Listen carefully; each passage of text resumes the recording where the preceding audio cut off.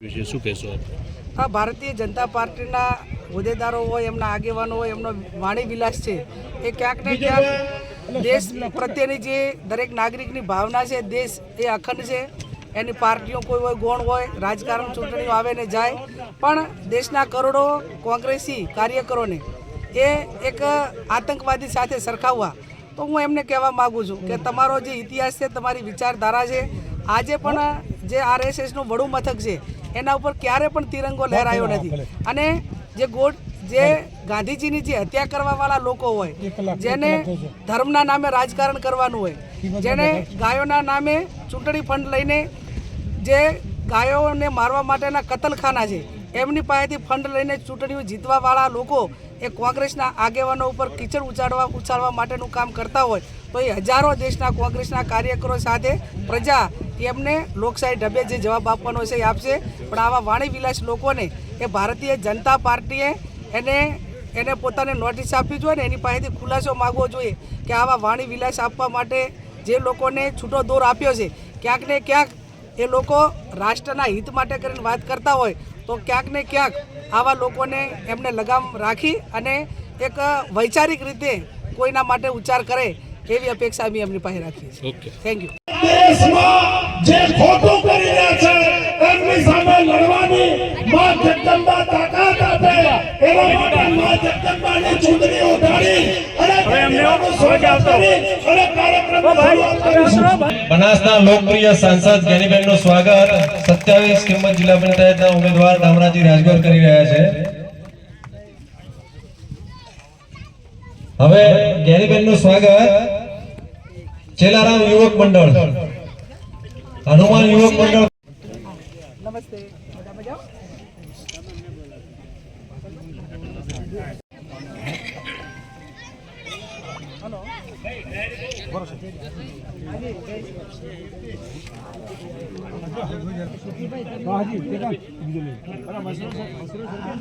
અત્યારે તો ચૂંટણી ચાલુ છે.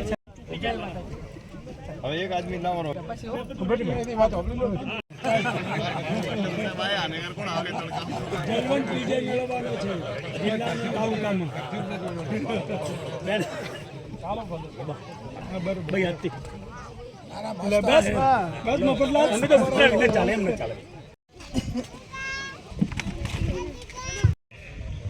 ત્યાં સુધી આજે સમયને અનુકૂળ ટૂંકમાં બતાવું છું. જય હિન્દ. અને ભારતની સંસદમાં જેમનું નામ ગુંજે છે અને સમગ્ર ભારતની કોંગ્રેસમાં જેમનો એક દબદબો છે, એવા નેતા આપણી વચ્ચે પધાર્યા છે.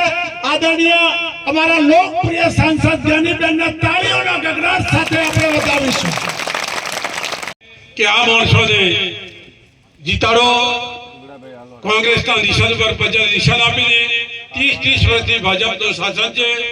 શાસન તમે જોયું છે, મોંઘવારી કેટલે પહોંચી છે, આપણે બધા એક તો પાડી નથી. અને પાછા પેલા હમણાં ભાષણ કરતા હતા કે ભાજપને વોટ ના આલ્યા તો ભોગળો તો પાછા જશે. ભોગળો તો બાપનો છે, એમના પૈસાની ગરદા લાવે છે, પાછા જશે. કેટલી ધમકી આવે છે, કેટલી ધમકી. થોડો વિચાર તો કરો, થોડા ચેતો. હવે ચેતો, જાગૃત થાઓ. 30 વર્ષ થઈ ગયા. આપને મારી વિનંતી છે, આપના ધારાસભ્ય એવા નથાભાઈ, આપણા જિલ્લા પંચાયતના ડામરાજી રાજગોર અને તમામ મારા જિલ્લા સીટના નેચેના ઉમેદવારોને અને તમામ જનતાને હું લાખ વાર વંદન કરું છું. આપને સર્વને એટલી વિનંતી કરું છું કે પંજો હેડજો, ઉપર નીચે કોઈ બીજી ધ્યાન ન દોરાવતા, એક જ શ્રી પંજો એટલે પંજો, એટલો હું કહીને આપને સર્વને વિનંતી કરું છું. જય હિન્દ. ઉમેદવારને જીતાડવા માટે આપ સૌની વચ્ચે અપીલ કરવા માટે આવ્યા છે એવા ધાનેરાના પૂર્વ ધારાસભ્ય આદરણીય નથાભાઈ સાહેબ, આ સીટના ઉમેદવાર ડામરાજી, વાલેર સીટના ઉમેદવાર ચેલુભાઈ, અહીંયા તાલુકા પંચાયતની સીટના ઉમેદવાર કાંતાબેન,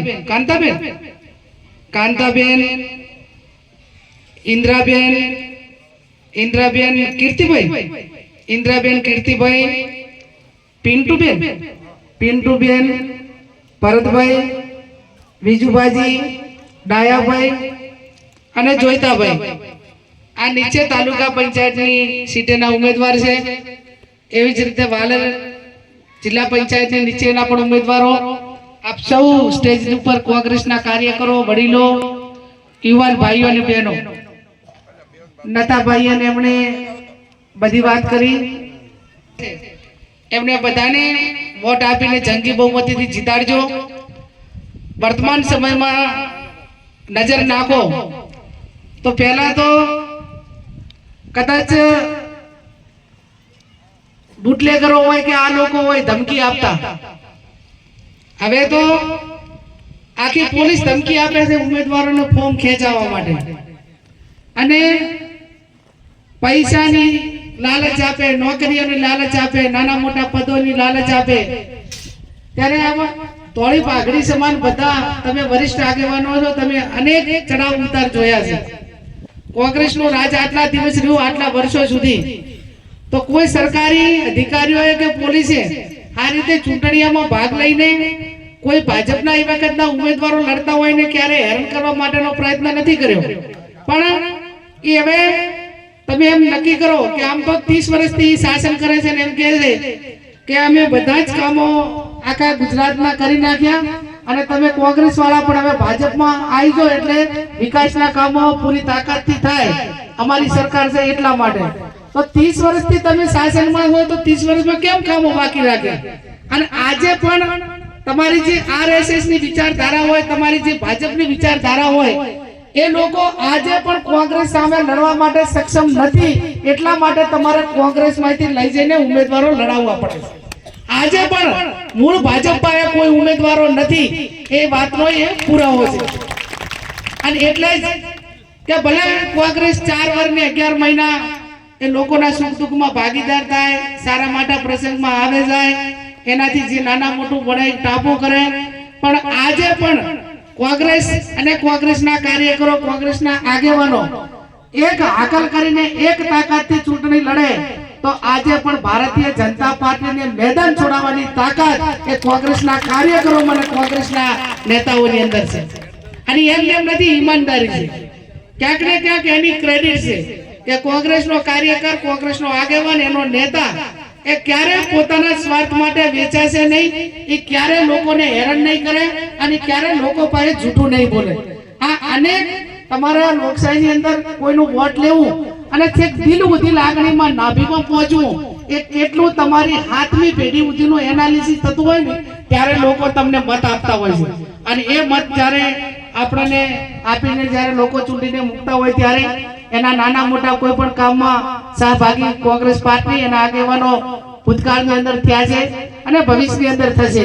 હું ડામરાજી માટે એટલું કહું કે આજે તમને કિંમત ના તો તમારા ભાણેજ છે અને ભાણેજની નાતે એમનો પોતાનો હક પણ લાગે. આપણી પરંપરા રહી છે, આપણી સંસ્કૃતિ રહી છે કે ગામની અંદર તમામ સમાજો રહેતા હોય, બ્રાહ્મણથી કરીને વાલ્મીકી સમાજ રહેતો હોય ગામની અંદર, પણ કોઈ ગામથી ભાણેજ આવે તો એને આખું ગામ ભાણેજ તરીકે બોલાવે, તમામ સમાજો એને ભાણેજ તરીકે બોલાવે. અને આપણે કોઈ એને સામે ગામ જઈએ ને તો ગામમાં મહેમાનગતિ કરવા આવ્યા હોય તો પણ એને ઘરે જઈને ચા પાણી કરે ને કે અમારા ગામની કુંવાસી જે દીકરી છે એને ઘરે ચા પાણી કહીને આજે સંસ્કૃતિ, આપણું કલ્ચર, આપણી પરંપરાઓ નિભાઈ છે. ત્યારે ડામરાજીને તમારે એને પેરામણી ઓઢામણીમાં બીજું તો ઘણું બધું આપ્યું છે એમના મામાઓએ, પણ તમે આખું ગામ ભેગું થઈને ભાણેજને એક ભાડાના ભાગરૂપે એને પેરામણીમાં એક વોટ આપીને જીતાડજો.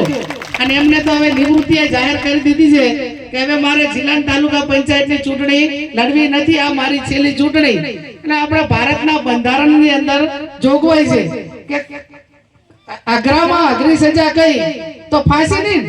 સૌથી ભારતના બંધારણમાં આપણને કોઈ વ્યક્તિએ કઈ ગુનો કર્યો હોય તો મોટામાં મોટી કોઈ આખરી સજા એ ફાંસીની છે. અને ફાંસીની સજામાં પણ જોગવાઈ છે કે માણસને અંતિમ ઈચ્છા પૂરી કરવી.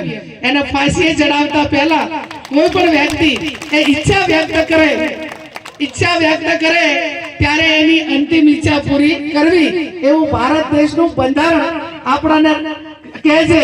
અને એક વાર માફ કરી કે દેશનો સર્વોપરી વડા એ રાષ્ટ્રપતિ કરી શકે અને રાષ્ટ્રપતિ એ કોઈ તેના માધ્યમથી પબ્લિક કે જેને પ્રેસિડેન્ટ તરીકે ભારતના પ્રથમ નાગરિક તરીકે જો એ સજાને કરી શકતા હોય તો આપણા ભારતના નાગરિક તરીકે એક આગેવાન તરીકે એક વોટર્સ તરીકે એ બંધારણે આપણે એવો હક આપ્યો છે કે એક વ્યક્તિ એક વોટનું મૂલ્ય સરખું જ એક વ્યક્તિને એક વોટનો અધિકાર અને એક વોટનો અધિકાર તમામ વડાપ્રધાનથી કરીને સામાન્ય માણસનું મૂલ્ય સરખું જ આવું બંધારણ આપ્યું છે ત્યારે એમને પંજાના નિશાન ઉપર વોટ આપી એમની અંતિમ ઈચ્છા પૂરી કરો એવી પણ હું તમને બધાને વિનંતી કરું અને નીચેના તમામ ઉમેદવારને જીતાડજો એ જ અપેક્ષા સાથે આપ સૌનો ખૂબ ખૂબ આભાર. ખૂબ ઉતાવળમાં છે. તમને બધાને મેં એક વિનંતી કરી હતી કે ધમકીઓ આપવી, જૂઠું બોલવું, જાહેરમાં બોલવું અને સરકારી યોજનાઓ એ જાણે કમળવાળાની તિજોરીમાંથી થતી હોય એવી વાતો કરવા વાળાને આ વખતે જાકારો આપજો. આ બેન તમારી વચ્ચે અમૂલ્ય સમય લઈને આવ્યા છે.